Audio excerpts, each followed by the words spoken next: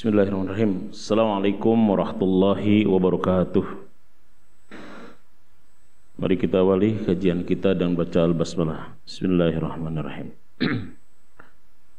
Bismillah, alhamdulillah, salatu wassalamu ala rasulillah Nabiyina Muhammad bin Abdillah, la hawla wa la quwata illa billah, amma ba'du.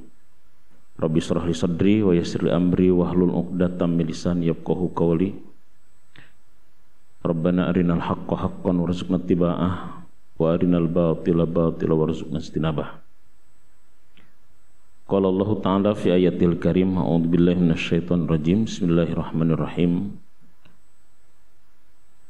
Wa qatala Dawudu Jaluta wa atahu Allahul mulka wal hikmah wa 'allamahu mimma yasha.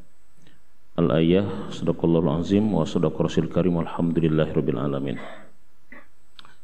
Hadirin bapak-bapak, ibu-ibu jamaah Masjid As-Sofia yang mudah-mudahan senantiasa dirahmati, diberkahi oleh Allah Subhanahu wa taala. Puji syukur senantiasa kita panjatkan kepada Allah, karena Allah pun senantiasa mencurahkan nikmat, inayah, hidayah, kesehatan, kesempatan kepada kita semua, sehingga kita masih istiqomah menjalankan ibadah salat maghrib berjamaah yang kita lanjutkan dengan kajian ilmu, diniatkan untuk iktikaf sampai menjelang waktu isya nanti. Mudah-mudahan semua ibadah yang kita lakukan senantiasa dinilai oleh Allah sebagai ibadah terbaik di sisinya. Amin ya rabbal alamin. Insyaallah kajian kita lanjutkan kajian kitab Al-Mustafad min Qasasil Quran, kisah dari hikmah dari kisah-kisah dalam Al-Quran, karya Profesor Dr. Abdul Karim Zaidan ya. Kita akan membahas tentang mayustafadu min qissati Daud alaihissalam. Apa yang bisa kita ambil pelajaran daripada kisah Nabiullah Daud alaihissalam. Wa qatala Dawudu Jaluta wa atahu Allahul mulka wal hikmata wa 'allamahu mimma yasha.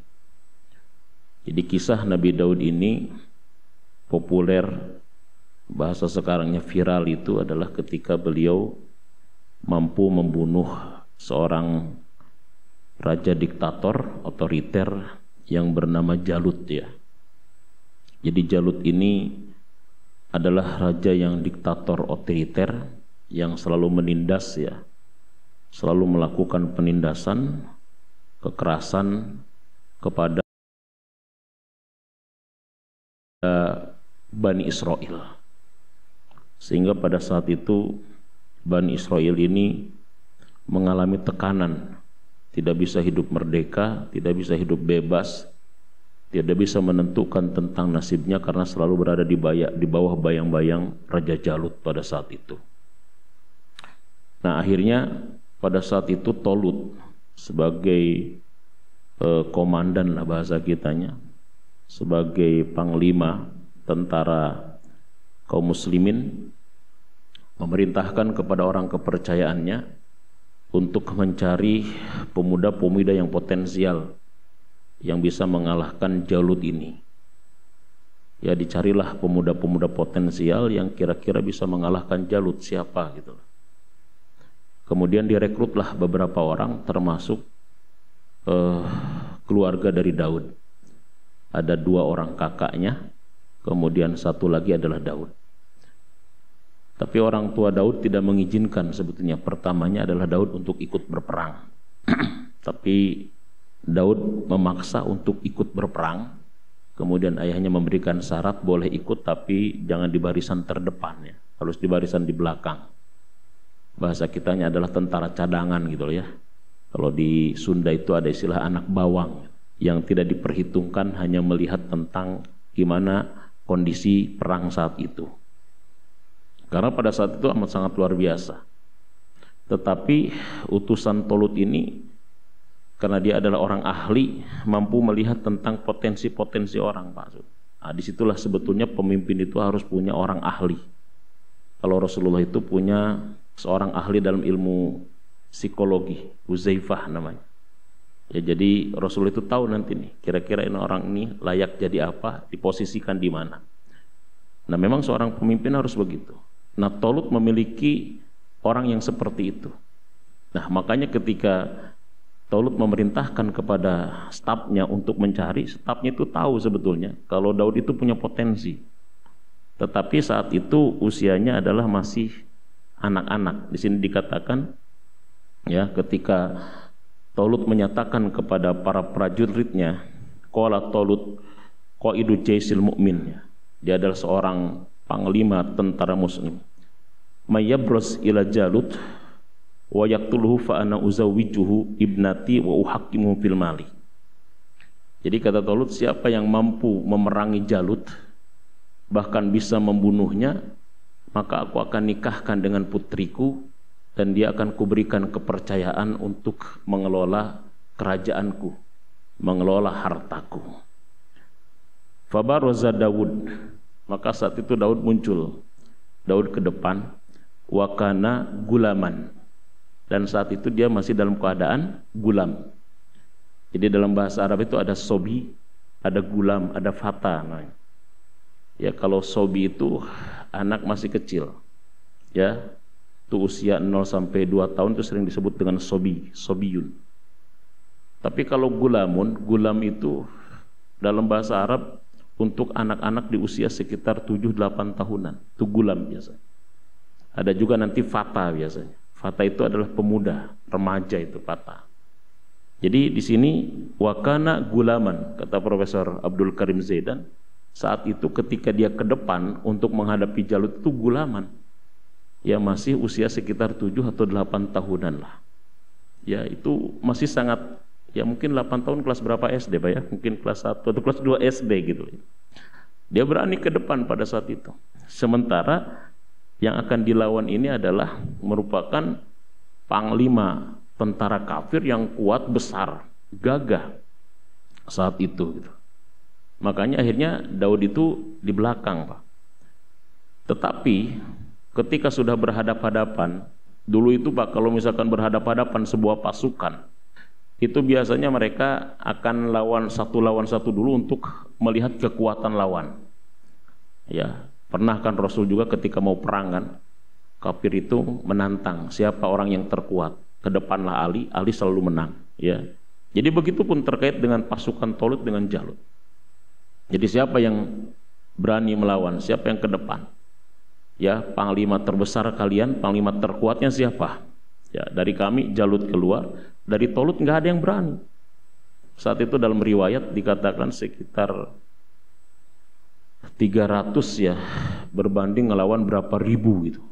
Sehingga sebetulnya secara jumlah pun ini kayaknya nggak banding, nggak apple to apple. Nah, nggak ada yang berani pada saat itu ya untuk maju ke depan, ketakutan semuanya. Kemudian fabaruza Daud, ya, kemudian Daud keluar, wa kana gulaman faqala ana ubarrizulahu ya wa uqattiluhu, kata Daud. Gagah, saya akan melawan dia dan saya akan membunuh dia, katanya gitu. Ya, padahal dia tadi di pasukan paling belakang. Dia maju ke depan.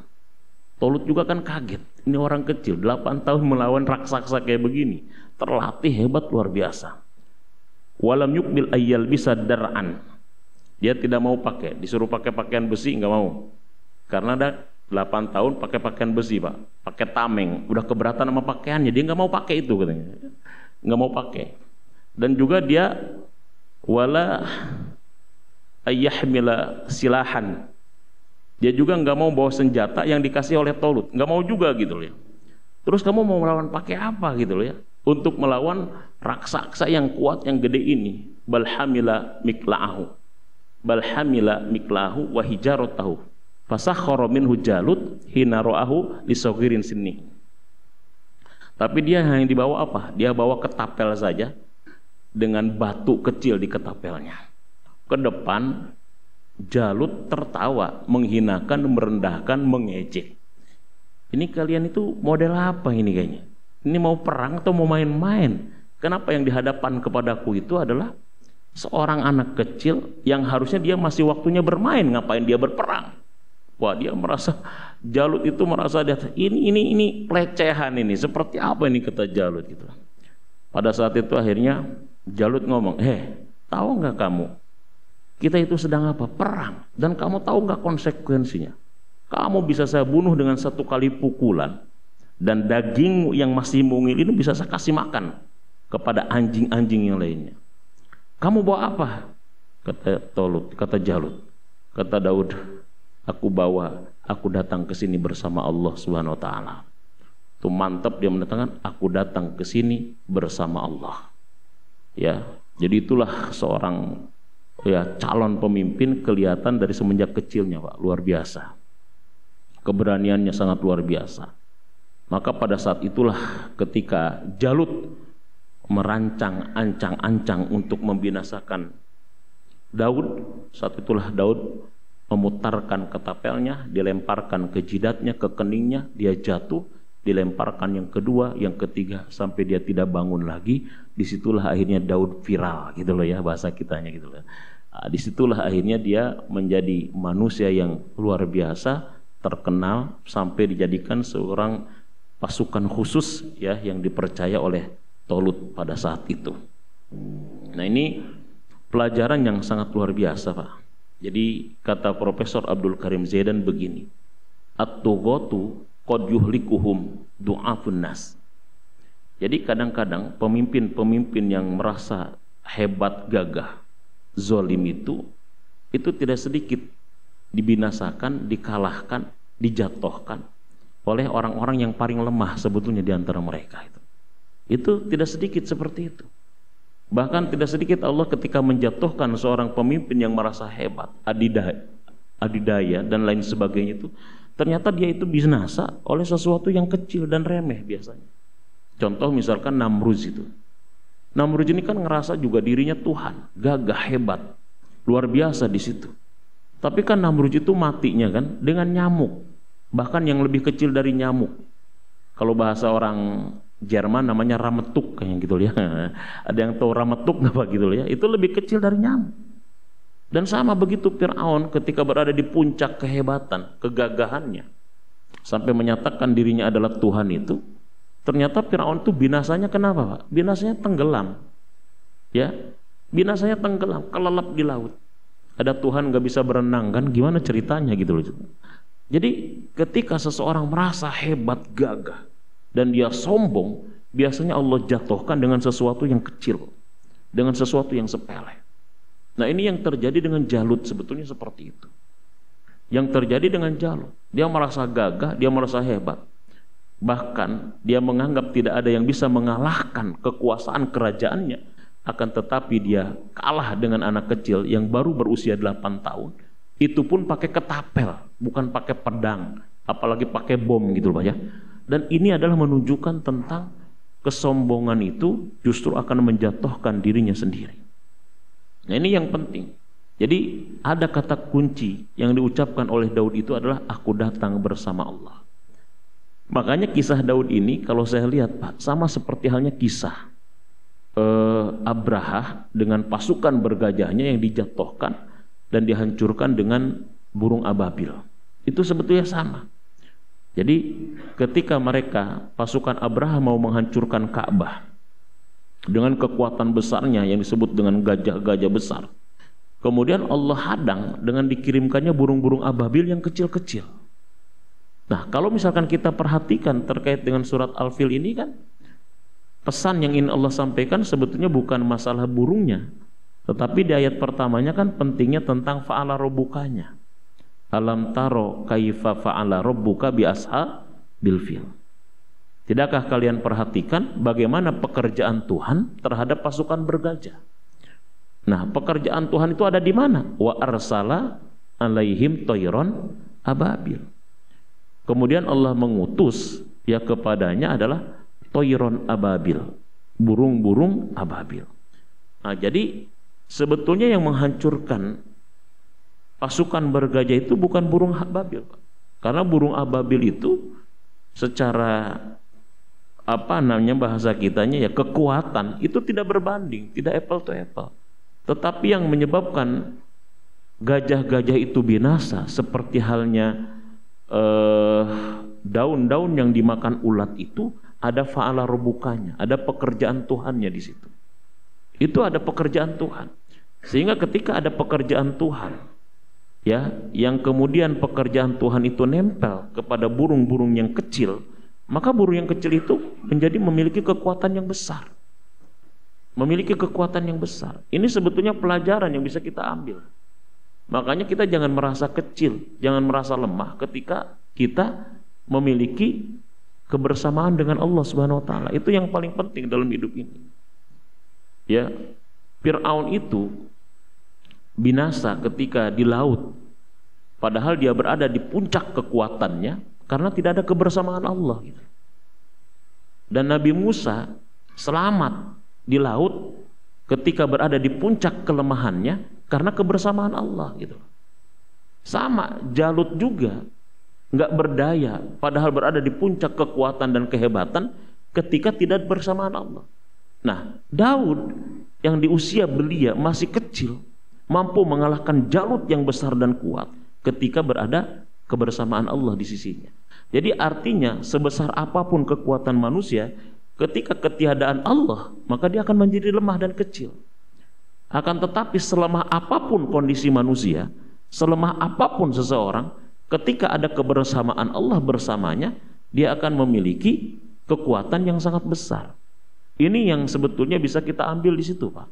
Jadi yang paling penting dalam kehidupan kita itu dari kisah ini adalah ada fa'ala rabbuka di dalam diri kita itu. Nah, jadi ketika Daud ditanya, kau bawa apa? Senjata apa yang kau bawa? Aku bersama dengan Allah. Jadi kecilnya Daud, ya, senjatanya ketapel, tapi ketika ada kebersamaan Allah mampu menjatuhkan dalam satu pukulan, satu lemparan ketapel, menjatuhkan manusia yang gagah, raksasa, yang kuat, yang luar biasa.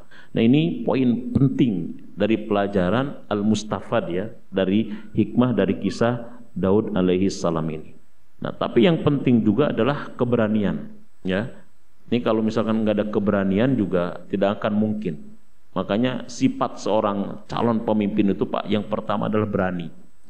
Ya, ini presiden kita baru dilantik dan pidato berkali-kali mengatakan tentang berani gitu ya. Jadi kita harus mengatakan keberanian bahwa kita masih banyak kelemahan. Kita harus berani bahwa masih banyak korupsi. Kita harus berani. Nah, ini udah berkali-kali kata berani, mudah-mudahan ini jadi modal gitu ya. Berani juga untuk ngusir orang-orang yang kagak jelas tinggal di Indonesia gitu kan gitu. Nah, ini kan penting masalahnya. Jadi seorang pemimpin itu yang pertama adalah as-saja'ah, Pak, keberanian itu. Karena kecerdasan, ya, keilmuan tanpa dibarengi dengan keberanian itu kan hanya akan menjadi perbendaharaan ilmu yang tidak juga terlalu bermanfaat. Karena keilmuan tanpa keberanian juga kan tidak akan pengaruhnya besar. Makanya keberanian itu menjadi penting sebetulnya calon pemimpin itu. Nah, jadi dari sini kemudian Daud populer, Daud terkenal sampai akhirnya ketika dia sudah remaja, ya sudah dewasa, maka berdasarkan janji daripada Tolut kemudian dinikahkanlah akhirnya Daud dengan putri daripada Raja Tolut itu. Nah, ketika dinikahkan dengan putri, tidak lama kemudian akhirnya Tolut meninggal, maka saat itu pun akhirnya kekuasaan dilemparkan, kekuasaan diberikan kepada Nabiullah Daud alaihissalam. Nah, disitulah akhirnya Bani Israel memiliki kekuatan yang sangat luar biasa, bahkan kerajaan Nabi Daud ini tidak bisa dikalahkan, ya, sampai akhirnya kerajaan itu nanti diwariskan kepada putranya itu Nabi Sulaiman alaihissalam. Nah, jadi ada beberapa hal, Pak, yang perlu kita ambil ibrohnya. Tapi menarik Nabi Daud ini. Makanya di dalam ayat yang ke 251 ya, surat Al-Baqarah, Allah berfirman, wa qatala Dawudu Jaluta wa atahul mulka wal hikmata wa 'allamahu mimma yasha. Dan Nabi Daud mampu mengalahkan Jalut, membunuh Jalut. Kemudian wa atahullahul mulka wal hikmah. Allah memberikan kepada Daud itu al-mulka, kekuasaan, kerajaan, wal hikmah, dan juga hikmah kenabian, keilmuan, wa 'allamahu mimma yasha. Allah mengajarkan kepada Nabi Daud itu segala hal yang dia kehendaki. Jadi ada 3 hal tuh. Allah berikan kekuasaan, hikmah, dan juga ilmu. Ini luar biasa. Makanya di sini dikatakan begini, Pak, ya. Jadi tentang masalah mulku, tentang masalah kekuasaan. Jadi begini, wa inna matakunu hadhil imarah 'alan nasi min ni'amillahi 'alal amir atau 'alal hakim idza qama bil hukmi shalih. Jadi dikatakan di sini bahwa kekuasaan itu Pak, ketika dijadikan tujuan untuk memakmurkan, mensejahterakan, dan juga untuk menegakkan syariat-syariat agama, ya, atau mendukung terhadap keberlangsungan agama, itu adalah bagian daripada nikmat Allah. Makanya bagian daripada nikmat Allah itu begitu. Jadi sehingga di sini dikatakan begini ya, tidak jadi masalah ya bagi orang beriman untuk senantiasa memiliki kekuasaan. Ya, al-jama'atul muslimah tatlu ilal hukmi. Jadi komunitas muslim itu, komunitas orang beriman itu tidak salah ketika dia punya obsesi untuk memiliki kekuasaan, untuk memiliki kerajaan, selama itu tujuannya adalah dalam rangka untuk menegakkan agama Allah, untuk kemaslahatan umat, enggak jadi masalah. Jadi Nabi Daud ini penguasa sangat luar biasa. Nabi Sulaiman juga sama. Bahkan kalau Nabi Sulaiman kan bukan hanya manusia Pak, rakyatnya itu, prajuritnya itu, bahkan dari golongan binatang, bahkan dari golongan jin dan jun juga Pak gitu loh ya kan. Tapi hebatnya Nabi Sulaiman mampu ya memanage, mengatur pasukannya yang bukan hanya dari golongan manusia itu menjadi kompak. Nah itu nanti kita bahas ya setelah Daud ini tentang kekuasaan Nabi Sulaiman. Itu menarik. Karena kata Profesor Abdul Karim Zaidan dalam kitab beliau ini, apa rahasia kesuksesan Nabi Sulaiman dengan rahasia kesuksesan Nabi Daud? Beliau juga jelaskan. Jadi kesuksesan Nabi Sulaiman itu salah satunya adalah innahu awwab. Makanya pemimpin itu harus punya apa bahasa kitanya, harus senantiasa interaksi dengan Tuhannya Pak, pemimpin itu. Karena bagi seorang pemimpin itu dia pertanggungjawabannya adalah kepada Tuhan, kepada Allah. Makanya seorang pemimpin itu kan gak ada yang berani negor, berani nasihatin. Maka dia pertanggungjawabannya cuma satu, kepada Allah. Nah, seorang pemimpin yang punya komunikasinya kuat dengan Allah itu, nanti Allah akan berikan kekuatan. Makanya tugas kita kan cuma dua. Satu, kita sebagai abid. Sebagai abid itu sebagai hamba. Yang kedua kan sebagai khalifah. Nah, kekhalifahan itu dalam rangka untuk membantu supaya kita manusia itu hamba Allah itu mudah di dalam menjalankan syariat agamanya. Makanya abid itu adalah modal dasar untuk menopang kekhalifahan kita. Jadi sebagai abid kita itu ibadah, yang kedua tugas kita sebagai khalifah. Nah, ibadah kita untuk menopang tentang kekhalifahan kita. Makanya seorang khalifah, seorang pemimpin tanpa ibadah, tanpa taat kepada Allah, nggak bakalan kuat ya. Karena kata Allah begitu, lau anfaqta ma fil ardi jami'an ma alafta baina qulubi walakinnallaha allafa bainakum. Sekiranya kalian infakkan seluruh harta yang kalian miliki, kalian iming-imingi dia jabatan ini, jabatan itu, kasih harta ini, kasih, kalian tidak akan bisa menyatukan hati manusia. Nggak bakalan bisa. Tetapi siapa yang bisa menyatukan hati manusia? Allah. Sampai begitu kan, lau anfaqta ma fil ardi jami'an. Makanya manusia ini bersatu Pak karena dua hal. Ada manusia bersatu karena memang dunia, ada manusia bersatu karena memang ideologi gitu. Karena keimanan, karena agama. Nah manusia yang bersatu karena dunia itu nggak bakalan kokoh Pak. Nggak bakalan kokoh, nggak bakalan kuat. Tapi manusia yang bersatu karena akidah, karena ideologi, karena keimanan, oh itu tantangan seperti apapun akan tetap menguatkan itu. Ya seperti halnya pasukan-pasukan kaum muslimin di Palestina itu kan yang mengokohkan mereka karena keimanan.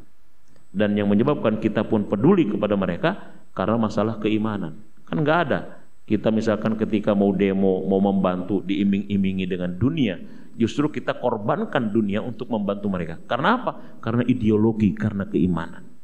Jadi yang mempersatukan manusia cuma dua. Satu dunia, yang kedua agama. Nah disinilah sebetulnya orang sekuler selalu bilang jangan bawa agama, jangan bawa agama dan sebagainya. Karena tidak ada yang bisa mengalahkan persatuan ya yang dasarnya adalah karena apa? Karena agama. Nah ini ini apa namanya, kekuasaan itu penting, ya, itu penting dalam rangka untuk memberikan kesejahteraan, bahkan untuk menegakkan keadilan dan hukum-hukum Allah. Dia bagian daripada nikmat Allah. Karena itu pun yang Allah berikan kepada nabinya Daud, kepada nabinya Nabi Sulaiman alaihi salam, dan kepada nabinya Nabi Yusuf alaihi salam. Nah, itu yang penting, tujuannya itu. Jadi dia bagian daripada nikmat Allah, Pak, sebetulnya kekuasaan itu. Makanya di dalam hadis dikatakan kan begini, qiwamud dunya bi arba'atin asya. Ada 4 pilar dunia sebetulnya. Ya, kalau di negara kita ada 4 pilar negara gitu ya. Dalam hadis ada 4 pilar dunia. Bukan negara, dunia, 4 pilarnya. Apa pilar dunia itu adalah? Tegaknya dunia. Pertama adalah bil ilmil ulama. Dengan ilmunya para ulama. Jadi ulama itu memang kerjanya dengan ilmu, Pak. Jadi kalau misalkan orang kan suka ngomong, dah kiai, ulama, ustadz bisa ngomong doang. Emang ustadz itu kerjanya ngomong gitu. Kalau ulama dikasih suruh proyek jalan tol, Pak, roboh itu, Pak, nggak bakalan kuat namanya gitu loh. Jadi kadang-kadang orang itu kan suka kadang-kadang bisanya ngomong. Ada orang yang memang kerjanya dengan ilmunya, dengan nasihatnya.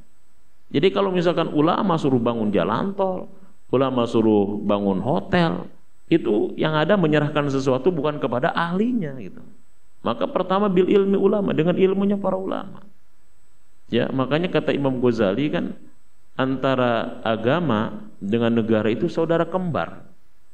Nggak bisa dipisahkan sebetulnya. Antara negara dan agama itu saudara kembar. Bahwa dasar kita mengelola negara harus pakai agama. Dengan kita bernegara, negara itu untuk bisa menopang dan melindungi agama. Itu nggak bisa dipisahkan. Makanya Islam itu agama yang terintegrasi antara agama dengan negara. Nggak bisa kita di apa namanya, dikotomis gitu. Negara-negara, agama-agama. Itu bil ilmi ulama. Nah, yang kedua, tegaknya dunia itu apa? Wabil adil umaro. Ya, pemimpin yang adil. Jadi kalau misalkan pemimpin itu adil, insya Allah. Bahkan pemimpin yang adil itu doanya mustajabah, Pak. Doanya mustajabah. Itu kan masa kehalifahan itu kan, ya, 4 khalifah yang disebut dengan Khulafa ar-Rasyidin ini kan bukan tidak ada masalah, Pak. Masa kehilafahan ada masalah. Ya, saya baca dalam sejarah khulafa itu, masa Umar bin Khattab itu kan, Umar bin Khattab itu kan pemimpin yang sangat adil, luar biasa. Itu pernah terjadi krisis, Pak. Dia kan tahun 17-an Hijriah itu. Itu pernah terjadi krisis. Kenapa terjadi krisisnya masa Khalifah Umar itu? Terjadi krisisnya karena tidak turun hujan, Pak. Tidak turun hujan selama kurang lebih 3 tahun. Kebayang nggak, Pak, kalau misalkan di Indonesia nggak turun hujan 3 tahun, Pak. Sebulan nggak turun hujan aja kita udah kering kerontang kayak begitu. 3 tahun nggak turun hujan, sampai-sampai ternak pada mati, ya, ladang-ladangnya nggak tumbuh, ya, sampai terjadi kelaparan di mana-mana. Umar bin Khattab kan bingung. Nah, dalam kondisi seperti itu, mau minta bantuan ke tetangga juga, negara tetangga juga sama susahnya. Tapi apa yang terjadi, Pak? Umar bin Khattab panggil sekretarisnya, ambil buku, kertas, ambil kolam, pena, tulis surat. Kata sekretarisnya, mau nulis surat ke siapa? Amirul Mukminin. Aku mau menulis surat ke Sungai Nil, kayaknya gitu. Nulis surat ke Sungai Nil, Pak. Mungkin bahasa kitanya, kepada Sungai Nil yang terhormat. Bismillahirrahmanirrahim. Wahai Sungai Nil, engkau hamba Allah, aku juga hamba Allah. Meluaplah engkau demi kepentingan hamba Allah yang lain. Ini kan dianggapnya orang yang pemimpin udah stres kayaknya kayak gini gitu ya. Ada Sungai Nil disuratin segala macam kayak begitu.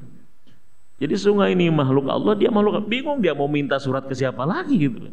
Tulis aja surat, kirim ke Sungai Nil, suruh meluap dia. Karena pemimpin itu adil, takut dengan Allah, atas perintah Allah, Sungai Nil pun ternyata meluap, meluap, airnya mengalir. Ini kan seperti dongeng, Pak, tapi begitulah sebetulnya. Karena di dalam dunia ini saya sering mengatakan berkali-kali, Pak, ada sesuatu yang memang tidak terjangkau oleh akal gitu. Ada sesuatu yang tidak terjangkau oleh akal. Mukjizat itu kan tidak terjangkau akal. Karomah itu tidak terjangkau akal. Maunah itu tidak terjangkau akal. Jadi kita jangan terlalu mengandalkan, ya, akal oriented gitu loh ya. Karena sesuatu di dunia ini banyak sesuatu yang tidak terjangkau oleh apa? Oleh akal. Ini kalau kita misalkan baca kisah-kisah ya, dalam Al-Quran ini kan banyak sesuatu-sesuatu yang tidak terjangkau oleh akal kita. Tidak semua masalah bisa selesai dengan pikiran, Pak. Ada masalah yang selesai dengan jikiran, gitu kan gitu. Ya, Nabi Yunus misalkan, ketika berada dalam perut ikan kan, dia berada dalam 3 kegelapan, kegelapan perut ikan, kegelapan malam, kegelapan lautan. Bayangkan berada dalam 3 kegelapan. Akalnya sudah tidak berfungsi, Pak. Dia mau keluar gimana? Dia berada dalam dasar laut. Dia berada dalam perut ikan. Dia berada dalam kegelapan malam. Mau keluar lewat mana? Nggak ada jalan keluar ya. Makanya ketika nggak ada jalan keluar, Pak, ambil jalan ke dalam, Pak, gitu ya. Makanya kalau ada masalah jangan buru-buru jalan keluar, kabur nanti kita jalan keluar mulu. Jalan ke dalam aja dulu, introspeksi diri kita dulu. Itu yang dilakukan Nabi Yunus. Pikirannya nggak nyampe dia untuk keluar dan bebas dari perut ikan itu seperti apa? Apa yang terjadi? Zikir dia. La ilaha illa anta subhanaka inni kuntu minaz zalimin. Terus dia berzikir. La ilaha illa anta subhanaka inni kuntu minaz zalimin. La ilaha illa anta subhanaka inni kuntu minaz zalimin. Terus dia berzikir. Ya. Dengan berzikir seperti itu sampai terdengar zikirnya itu ke aras. Sampai menggetarkan aras. Sampai malaikat bertanya, "Suara siapa ini wahai Allah?" Ini adalah suara Yunus bin Matta. Di mana? Cari, dia berada di dasar lautan. Dicari. Dilihat ternyata di dalam ikan paus. Dia lapor kepada Allah, "Wahai Allah, lepaskan Yunus." Jadi zikir Nabi Yunus kenapa mustajabah, Pak? Karena zikir Nabi Yunus menyebabkan malaikat melobi Allah untuk mengabulkan apa yang menjadi harapan daripada. Begitu, Pak. Kalau misalkan di lobinya sama makhluk terdekatnya kan Allah kasih nantinya begitu ya. Makanya kata Nabi sallallahu alaihi wasallam apa? Tidaklah seseorang berzikir dengan zikirnya Nabi Yunus melainkan doanya pasti mustajabah. Pasti mustajabah. Makanya ini zikir yang sering didawamkan oleh Ibnu Taimiyah. Jadi hizibnya Ibnu Taimiyah itu salah satunya adalah zikirnya Nabi Yunus. Dia baca 40 kali sebelum subuh atau setelah subuh. La ilaha illa anta subhanaka inni kuntu minaz zalimin. Jadi Bapak kalau misalkan baca ada hadis Riyadus Shalihin itu. Ya hadis nomor berapa tentang hizib. Hizib itu namanya zikir harian, Pak. Itu para ulama, para sahabat, termasuk para nabi itu punya zikir-zikir andalan, Pak, sebetulnya. Nabi Ibrahim zikir andalannya apa? Hasbunallah wa ni'mal wakil, hasbunallah wa ni'mal wakil, ni'mal maula wa ni'man nasir. Itu zikirnya siapa? Nabi Ibrahim. Yang kata Rasulullah, hasbunallah wa ni'mal wakil amanun likulli khaifin. Hasbunallah wa ni'mal wakil itu bisa mengamankan dari segala yang menakutkan. Jadi kalau misalkan Bapak pulang telat takut istri, banyakin aja baca ini, Pak. Ternyata istri kita di rumah zikir ininya lebih banyak juga gitu lah ini gitu ya. Jadi akhirnya kita yang kalah, Pak, mental zikir kita dengan zikir istri kita gitu. Jadi begitu kata Rasulullah. Hasbunallah wa ni'mal wakil amanun likulli khaifin. Jadi zikir hasbunallah wa ni'mal wakil ini bisa mengamankan dari segala yang menakutkan. Nah, jadi kalau misalkan kita dalam kondisi takut, Pak, apalagi Bapak pejabat mau diperiksa KPK, Pak, gitu deh, Pak. Nah, ini perbanyak, Pak, zikir hasbunallah wa ni'mal wakil. Nah, itu saya diijazahin sama guru saya kan begitu. Ketika mau lulus pesantren, lulus pondok kan gitu. Ya. Guru saya mau ngerantau gitu ya ke Bogor. Padahal mah orang Bogor juga ngerantau ke Bogor gitu ya. Minta zikir lah, minta wirid untuk bentengi diri. Udah kamu baca hasbunallah wa ni'mal wakil, ni'mal maula wa ni'man nasir. Ya, supaya nanti enggak takut. Jadi dua ada zikir dari guru saya itu, zikirnya Nabi Ibrahim dengan zikirnya Nabi Yunus. Nah, saya ijazahkan ke bapak-bapak zikirnya Nabi Ibrahim, zikirnya Nabi Yunus gitu. Nggak perlu pakai mahar, Pak, nggak perlu pakai mahar gitu kan. Nah, karena kadang-kadang kan begitu, itu penting zikir. Jadi tidak semua masalah selesai dengan pikiran. Ya, ada masalah yang selesai dengan zikiran, Pak. Banyak zikir. Kan akhirnya apa? Nabi Yunus apa? Kemudian ketika dia banyak berzikir, la ilaha illa anta subhanaka inni kuntu minaz zalimin, Allah perintah, wahai paus, wahai ikan, keluar. Meluap dia keluar. Dimuntahkan akhirnya oleh ikan itu. Nah, ini penting ya. Jadi seorang pemimpin itu udah Isa ya. Udah sadar? Hah? Masih 7 menit ya? Nah jadi begitu. Nah terus yang selanjutnya yang kedua, ini banyak Pak di sini ya, mungkin nanti kita bersambung. Nah yang kedua yang paling penting begini, Nabi Daud itu Pak, ketika Allah berikan al-mulka, berikan kekuasaan, kerajaan, itu Nabi Daud itu ternyata dia pandai memanage waktunya. Ya Pak, sampai dikatakan Nabi Daud itu memanage waktunya itu kepada 4 hal. Jadi dia ya, ini waktu itu kan dari zaman dulu sampai sekarang kayaknya sehari 24 jam kayaknya Pak ya, gitu ya. Jadi dia dibagi sampai dia manage waktunya. Ada waktu untuk munajat kepada Allah, ada waktu untuk dia bermuhasabah dan meningkatkan kapasitas dirinya. Jadi walaupun sudah jadi pemimpin Pak, tetap harus meningkatkan kapasitas diri, muhasabah. Ada waktu dia untuk interaksi dengan umatnya, ya, dengan rakyatnya. Ada waktu dia untuk keluarganya dan mencari nafkahnya. Nah ini di sini dikatakan Pak, ketika Nabi Daud sudah jadi raja, Nabi Daud itu ternyata dia untuk dikonsumsi untuk dirinya dan keluarganya, dia tetap bekerja Pak. Makanya salah satu pekerjaannya itu adalah dia membuat peralatan persenjataan ya dari besi. Orang dia besi aja jadi lunak gimana Pak? Jadi nggak perlu digembosin, dibakar, nggak perlu dipaku gitu. Dia mah tinggal digini-giniin aja gitu loh. Makanya baju besi produk made in Nabi Daud itu Pak, baju besi yang lentur, ringan tapi luar biasa itu. Nah, makanya di sini dikatakan kan, jadi wa allamnahu san'ata labusin lakum. Allah mengajarkan kepada Nabi Daud bagaimana cara membuat baju, cara membuat persenjataan, cara membuat peralatan dari besi. Nah, jadi makanya tukang pandai besi itu Pak nggak hina Pak, itu pekerjaan Nabi Daud Pak gitu. Jadi kalau misalkan kita menghinaan profesi tukang pandai besi itu sama dengan kita menghinakan pekerjaannya siapa? Nabi Daud. Dan itu yang diajarkan juga oleh Allah kepada Nabi Daud. Makanya nggak ada pekerjaan yang hina Pak. Ya nggak apa-apa, kerjaannya kotor, yang penting rezekinya bersih Pak. Daripada pekerjaannya bersih Pak, pakai dasi, pakai jas gitu, tapi rezekinya kotor kan gitu ya.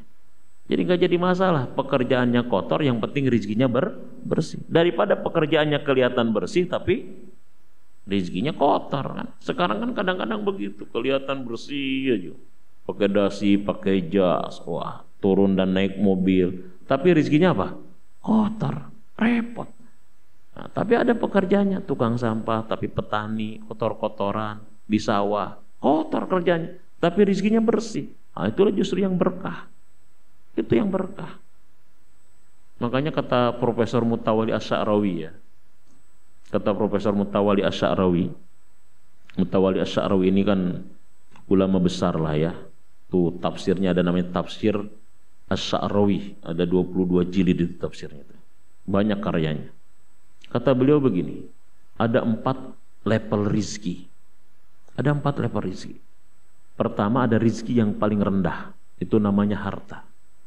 Jadi al-mal adna rizki, bahwa harta itu level rizki yang paling rendah. Nah, tapi selama ini kita kadang-kadang jadikan harta sebagai rizki yang paling apa? Yang paling tinggi, padahal rizki yang paling rendah. Yang kedua kata beliau ada level rizki yang paling tinggi, itu namanya al-afiyah, kesehatan jasmani dan rohani. Ayo, Bapak banyak harta, tapi nggak sehat, ya. Di rumah semua ada Pak, tapi Pak jangan. Bapak mau ngopi Pak jangan, nanti mahnya kambuh gitu ya. Mau teh manis Pak jangan, nanti diabetes. Mau yang digoreng-goreng Pak jangan, nanti kolesterol. Mau yang kacang-kacangan Pak jangan, nanti asam urat. Mau yang asin-asin Pak jangan, nanti darah tinggi. Mau tidur di atas kasur yang empuk Pak jangan, nanti saraf kejepit kadang ini. Semuanya ada tapi Pak jangan. Stres nggak Pak kira-kira Pak? Stres kita.